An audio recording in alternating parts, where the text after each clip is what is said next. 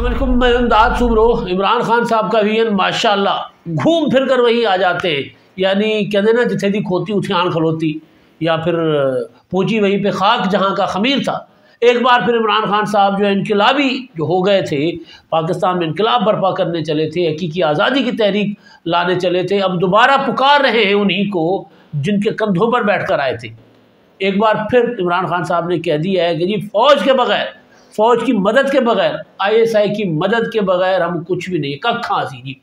इमरान खान साहब का एक इंटरव्यू आया है, शाहकार इंटरव्यू है। इंटरव्यू हमारे दोस्त हबीब अकरम साहब ने किया है सुनो TV पर, और मेरा ख्याल है बहुत अरसे बाद हबीब अकरम साहब का इमरान खान साहब के साथ ये पहला इंटरव्यू है। मोहब्बतें तो खैर बहुत पुरानी हैं, इतनी पुरानी हैं कि खैर छोड़ देते हैं, ताल्लुकात होते हैं इंसानों के। लेकिन बहरहाल हबीब अकरम साहब इमरान खान साहब के जो अमरीकी साजिश का बयानिया है उसको उनके बकौल के वो बिल्कुल ऐसे ही था, उनकी राय है, और उस पर हमारी अच्छी खासी आपस में जब हम बैठते हैं गपशप में तो बैसा बैसी भी होती है। तो फिर जिस तरह इमरान खान साहब के पास दलाइल कम होते हैं, इस तरह इमरान खान साहब की लाइन लेकर चलने वालों के पास भी दलाइल कम होते हैं, लेकिन हबीब साहब के पास दलाइल पूरे होते हैं। हबीब साहब के अंदर बहरहाल ये गुण है। तो कहानी जो है वो हबीब अकरम की नहीं है, कहानी है इमरान खान साहब की, जिनका वीएन टपक रहा है। वो यूँ मतलब हमारे ज़ाहिर पेंडू से लोग हैं, तो हमारे यहाँ आम तौर पर जो मिसालें भी दी जाती हैं ना वो ज़रा देसी सी होती हैं। तो मेरे मतलब सर्दियाँ हैं, नज़ला भी हुआ है, ज़ुकाम भी हुआ है, तो जिस तरह सर्दियों में नाक टपकती है ना, इसी तरह इमरान खान साहब के अंदर से वीएन टपक रहा है इसी तरह।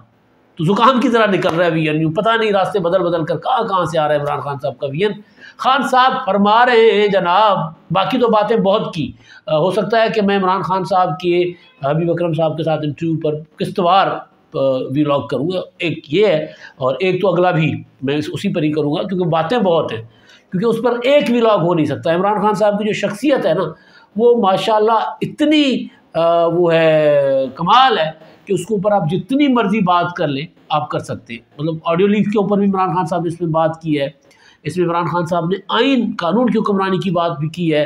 हाँ, आसिफ जरदारी और जनरल कमर जावेद बाजवा की डील इमरान खान साहब ने बताई है कि जी वो डील थी असल में। पहले इमरान खान साहब कहते थे कि जी मुझे अमरीकी साजिश के ज़रिए निकाला गया। अब खान साहब अमरीकी साजिश से तो बहुत अर्सा पीछे, मैं कहता वो मैं उसे दिल छोड़ आया, कहते वो मैं छोड़ आया हूँ पीछे। जो अमरीकी साजिश का बयानिया था वो मैं पीछे छोड़ आया हूँ। अब अमरीकी साजिश यानी वाशिंगटन की जगह, जो बाइडन की जगह, अब उन्होंने बिठा दिया आसिफ जरदारी को, और आसिफ जरदारी के हाथों जो बिके वो थे जनरल कमर जावेद बाजवा साहब। और जनरल कमर जावेद बाजवा साहब जो हैं इमरान खान साहब के बने मीर जाफ़र मीर सादिक, किसके लिए? आसिफ जरदारी के लिए। तो मतलब यानी मुन्नी बदनाम हुई डार्लिंग तेरे लिए। तो आसिफ जरदारी साहब के लिए इमरान खान साहब के ख्याल में ये सारा कुछ कमर जावेद बाजवा साहब ने किया था। इस पर भी मैं बात कर रहा हूँ, करूँगा, लेकिन जो असल चीज़ जो वो वीएन टपक रहा है ना रास्ते बदल बदल के, उस पर मैंने बात करनी है जी। असल बाकी ये बातें भी हैं, ऑडियो लीक्स का मामला भी है, बल्कि एक और कहानी भी बड़ी दिलचस्प हुई है शहबाज गिल साहब की, क्योंकि हबीब अकरम साहब का जिक्र है। तो हबीब अकरम साहब ने शहबाज गिल के लापता होने, यानी अस्पताल में ज़ेर इलाज थे, बगैर बताए चले गए, उस पर भी उन्होंने ट्वीट किया कि जी शहबाज गिल साहब की जो है वो कुछ भी कर लेते तो ख़बर बनती है। तो शहबाज गिल साहब भाई अदालतें बुला रही हैं, शहबाज गिल कह रहे हैं कि वारंट गिरफ्तारी हुए, वो कह रहे हैं कि जी मैं तो बीमार हूँ। शहबाज गिल साहब के वकील जो हैं वो अदालत में खड़े होकर कहते हैं कि शहबाज गिल नहीं आ सकते क्योंकि लाहौर में फोग है, फोग की वजह से उनका दम घुटता है, तो दम घुटता है तो ट्रेवल नहीं कर सकते, लिहाजा वो अस्पताल में दाखिल हैं। अदालत ने पूछा कि जी अस्पताल में किस तरह दाखिल है, कितना दाखिल है, ज़रा हिसाब किताब भी बता दें। वैसे तो जलसों में अपना पॉलिटिकल एक्टिविटीज़ हैं उनमें तो शहबाज गिल साहब दन आते फिर रहे, अदालत कह रही है, मैं नहीं कह रहा। तो वो शहबाज गिल साहब के मुतालिक जो हबीब अकरम साहब का भी ट्वीट था, शहबाज गिल वो इस वजह से था कि गिल साहब जो है सर्विस अस्पताल लाहौर से गायब हो गए। फिर वहाँ की इंतज़ामिया ने एक प्रॉपर एक क्या होता है जो निकाला, सर्कुलर कह लें, नोटिस निकालें, कोई भी ऐसी चीज़, सर्टिफिकेट दे दिया कि जी गिल साहब एडमिट थे और अस्पताल की जो है वो से डिस्चार्ज हुए बगैर यहाँ से VVIP वार्ड में थे और वहाँ से वो चले गए। तो ये मजाक उड़ाया करते थे बाकियों की बीमारियों का, आसिफ जरदारी की कमर के दर्द का, आसिफ जरदारी के स्टिक लेकर चलने का, या फिर नवाज़ शरीफ साहब की का मजाक उड़ाया करते थे। उनकी अहलिया बेगम कुलसूम नवाज़ साहबा को वीडियोस बनाने के लिए लोग भेज दिए थे कि देखें वो बीमार भी है या ड्रामा हो रहा है। ये इमरान खान साहब का जो लॉट थी इमरान खान साहब की, तो वो खबर तो बनेगी।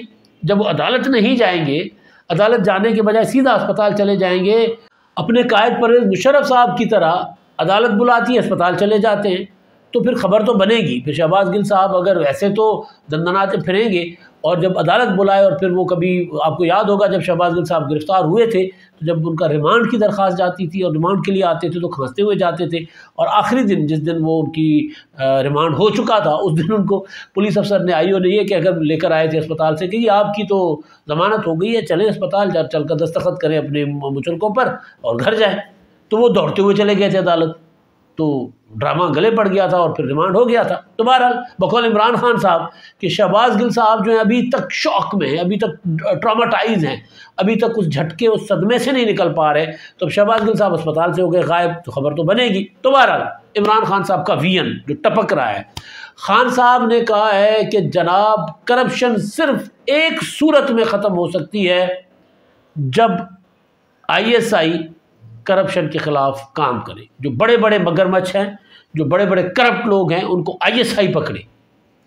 अब बंदा मतलब की करे, बंदा मतलब इमरान खान साहब, मतलब मैंने कहा ना विजन टपक रहा है इमरान खान साहब का। भाई ये इनका काम ही नहीं ISI का। आप अगर आपकी मैं एक बात हम मान लें कि जी आप कह रहे थे कि जी मैं तो करप्शन के ख़िलाफ़ था, मैं तो चाहता था कि आसिफ जरदारी, नवाज शरीफ और उनके पूरे टब्बर जो है वो जेलों में गले सड़े, बल्कि उनको सजाए मौत हो जाए, फांसियाँ चढ़ जाएँ, वो चीन की मिसाल जो दे रहे होते हैं। तो मैं तो चाहता था, मगर इस्टेब्लिशमेंट नहीं चाहती थी कि इनको सज़ाएं हों, ISI नहीं चाहती थी कि इनको सज़ाएं हों। तो भाई फिर वही अपना बीमार हुए जिसके सबब मीर उस अतार के लोंडे से दवा लेते जिसकी तरह की जो शेर आगे पीछे हो गया। तो वो इमरान खान साहब जिनके ऊपर इल्ज़ाम लगाते हैं कि वो करप्शन को सपोर्ट करते हैं, प्रोमोट करते हैं, फिर कहते हैं कि वो आएँ और करप्शन का ख़ात्मा करें। बेसिकली मसला ये नहीं है, ये मसला करप्शन के ख़ात्मे का नहीं है। मसला ये है कि इमरान खान साहब ढूंढ रहे हैं ज़हीरुल इस्लाम को, इमरान खान साहब ढूंढ रहे हैं जनरल पाशा को, इमरान खान साहब ढूंढ रहे हैं जनरल फैज़ हमीद को, इमरान खान साहब ढूंढ रहे हैं मार्च 2021 से पहले वाले जनरल कमर जावेद बाजवा को, जो उंगली पकड़ कर चलाया करते थे। तो वो नहीं मिल रहे। तो लिहाजा इमरान खान साहब कह रहे हैं कि जी ISI अगर करप्शन पर हाथ डाले तो फिर पाकिस्तान से करप्शन का खात्मा हो सकता है। तो ISI ने अगर हाथ डाला करप्शन पर, तो खान साहब को पता है कि किसी और की फाइलें ISI के पास हैं कि नहीं हैं। उनकी एहलिया की फ़ाइल सुना है कि वो डबल रेड टैप के साथ वो पड़ी हुई है, ISI के पास होगी, या हो सकता है कि मौजूदा आर्मी चीफ जो हैं उन्होंने संभाल कर अपने पास रख ली हो। क्योंकि वो जब DG ISI थे तो उन्होंने बतौर प्राइम मिनिस्टर इमरान खान साहब को रिपोर्ट किया था, क्योंकि इमरान खान साहब को रिपोर्ट करना उनका फ़र्ज़ था, उनकी ड्यूटियों में शामिल था, फ़राइज़ मनसबी था। तो उन्होंने इमरान खान साहब को रिपोर्ट कर दिया था कि सरकार, मैं DG ISI आपका मातहत, मैंने ये चीज़ें मेरे सामने आई हैं कि आपकी मिसेस, आपकी एहलिया बुशरा बीबी, उन्होंने लोगों से वो हीरो के हार ले रही हैं, वो लोगों से हीरो की अंगूठियाँ ले रही हैं, वो करप्शन का उन्होंने बाज़ार गर्म किया हुआ है। ये आप, तो इमरान खान साहब ने उनका तबादला करवा लिया था, क्योंकि उस वक्त कमर जावेद बाजवा साहब और इमरान खान साहब यूँ थे, बिल्कुल मतलब दिल से मिले हुए थे, दिमाग से मिले हुए थे, और ऐसे कि जो तीला नहीं सी लगता, मतलब सोच ऐसे हम आंग थी सोच, वही कि जी 5000 लोग लटका दो। याद है आपको फैसल वोडा साहब ने कहा था, एक मनसूबा था ना प्रॉपर, वो मनसूबा जो 2030 तक चलना था, अगर उस पर अमल हो जाता तो पता नहीं क्या क्या हो जाता। पाकिस्तान क्या, ईरान लोग भूल जाते, सऊदी अरब भूल जाते, ये जो चीन है भूल जाते। एक अलग तर्ज की अमरीत इमरान खान साहब नाफिज करना चाह रहे थे, या इमरान खान साहब को लाने वाले नाफिज करना चाह रहे थे, मगर उनको लग पता गया कि पाकिस्तान किसी अमरीत के लिए, किसी वो जो अथॉरिटेरियन रूल के लिए, वो जो होता है सिस्टम, उसके लिए नहीं बना। पाकिस्तान ज़ाहिर है एक वफाकी उसकी शनाख्त के साथ चल सकता है, पार्लिमानी जमहूरी निज़ाम के साथ चल सकता है। तो बनाने वाले, प्रोजेक्ट बनाने वाले हट गए थे पीछे। तो अब खान साहब दोबारा उधर आ रहे हैं कि जी ISI अगर करप्शन का ख़ात्मा करे, उसके ऊपर काम हाथ डाले, तो फिर पाकिस्तान तरक्की कर सकता है। ISI का काम ही नहीं है भाई, ISI का काम कुछ और है। ISI हो या दूसरे इदारे हो, उनका काम करप्शन ख़त्म करना नहीं है। जो भी अगर आपने इमरान खान साहब, क्योंकि बुनियादी चीज़ ये है कि इमरान खान साहब पार्लियामेंट में यकीन नहीं रखते।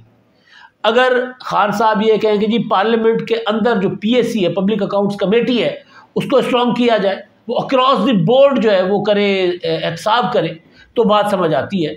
इमरान खान साहब कहें कि जी नैब के ज़रिए मेरे मुखालफिन को उठाया जाए, तो बात नहीं समझ आती।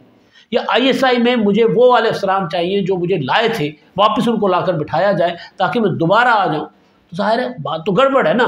तो खान साहब का VN जो है वो शुरू यहाँ से होता है कि जी मुझे फ़ौज दोबारा गोदी ले ले, और ख़त्म यहाँ पर होता है कि मुझे क्यों फेंका।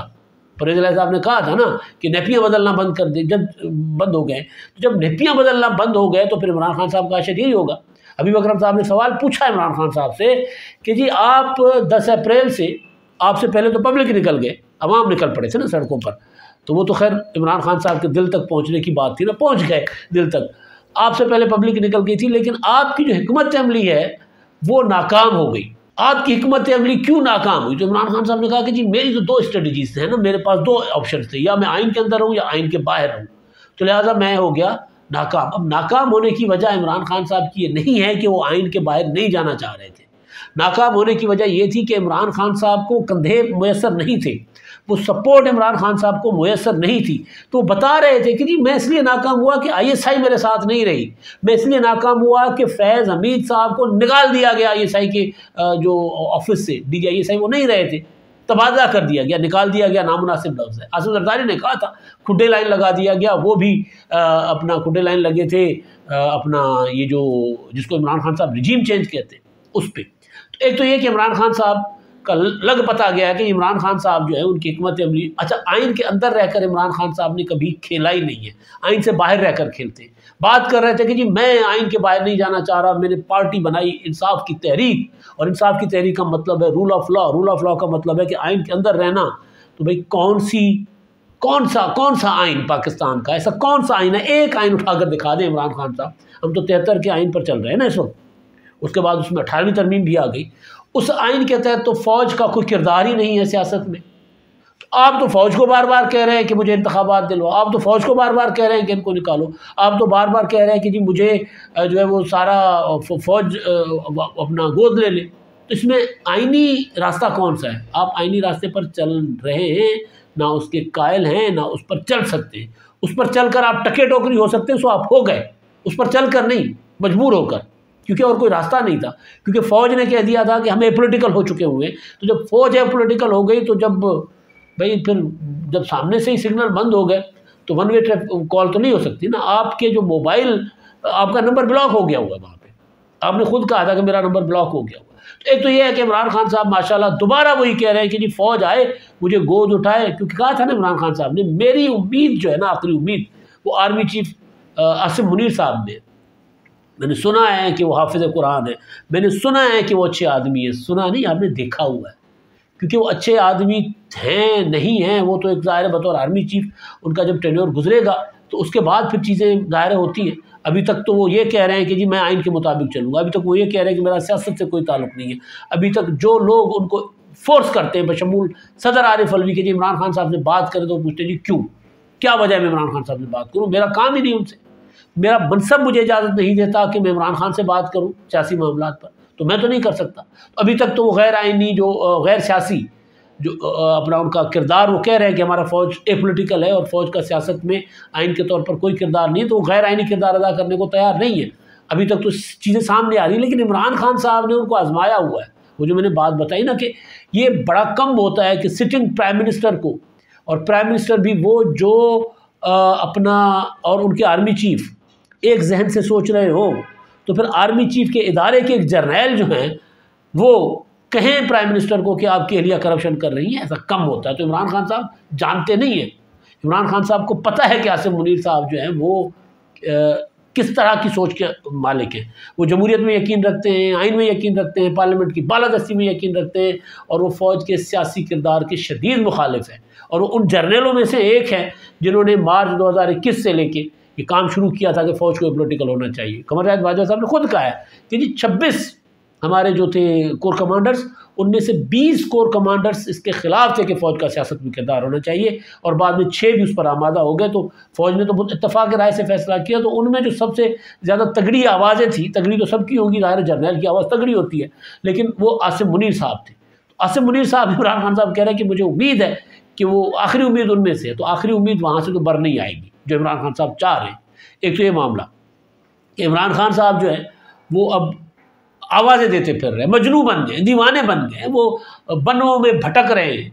कभी वो आपको रेगिस्तानों में भटकते हुए किसी मजनू की तरह नज़र आएंगे, कभी किसी फराद की तरह आपको पहाड़ तोड़ते हुए नज़र आएंगे। तो इमरान खान साहब, और कभी किसी रांझे की तरह मजियाँ चराते नज़र आएंगे। इमरान खान साहब दीवाने हो गए, पागल हो गए इक़्तिदार के, क्योंकि माशूक जो था ना, जो या वो आशिक था या माशूक था, बहरहाल इमरान खान साहब का वो ताल्लुक टूट गया, वो ब्रेकअप हो गया। तो इमरान खान साहब वापस उसकी तरफ आ रहे हैं और उसको नाम दे रहे हैं आइन का। आइन में कहीं भी ISI का किरदार नहीं है करप्शन के खात्मे के मुतालिक, कभी भी नहीं है।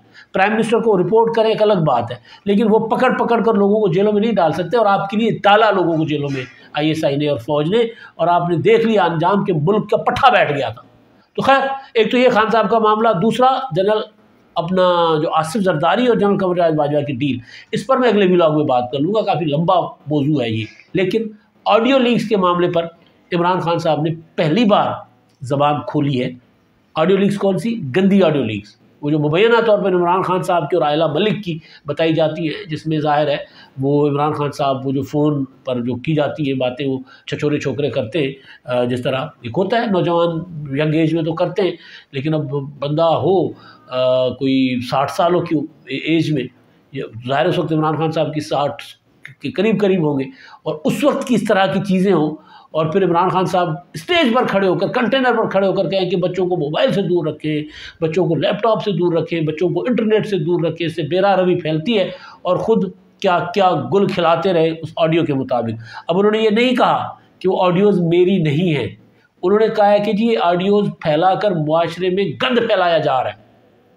तो अव्वल तो ज़ाहिर है इसकी फ्रांसिक होनी चाहिए, इमरान खान साहब को इसको चैलेंज करना चाहिए, वो चैलेंज नहीं कर रहे। एक तरह से उन्होंने इसको ऑन किया ये कह कर के जी ऑडियोज़ लीक करके गंद फैलाया जाए, बिल्कुल ठीक बात है। किसी की प्राइवेट ऑडियो है, सामने नहीं आनी चाहिए। अगर आई है तो फिर उस किरदार की आई है जो अपने आप को पता नहीं क्या बनाकर पेश कर रहा था, या उसके चाहने वाले उसको पता नहीं क्या बनाकर पेश कर रहे थे। तो खान साहब पहली बार उन्होंने लबकुशाई भी की है। तो ये मामला तो इमरान खान साहब के, लेकिन असल जो चीज़ है वो इमरान खान साहब का विजन जो ज़हीरुल इस्लाम से शुरू होता है। खैर शुरू तो बहुत पहले का हुआ था, लेकिन ज़हीरुल इस्लाम ने उसको ज़्यादा कंधों पर, मतलब एक प्रॉपर एक लीडर के तौर पर इमरान खान साहब को इमर्ज वो किया था ना, क्या होता है, रूडवाई की थी, उसकी इफ्तिताह किया था। वो जो होती है ना, वो काटी जाती है, रेबन काटी जाती है, तो वो इमरान खान साहब, ज़हीरुल इस्लाम साहब ने किया था फैज़ हमीद तक।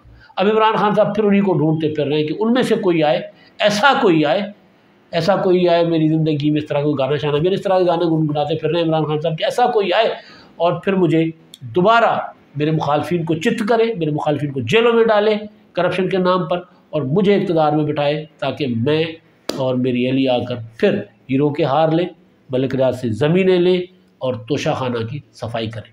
अब तक के लिए इतना ही। अल्लाह हाफ़िज़।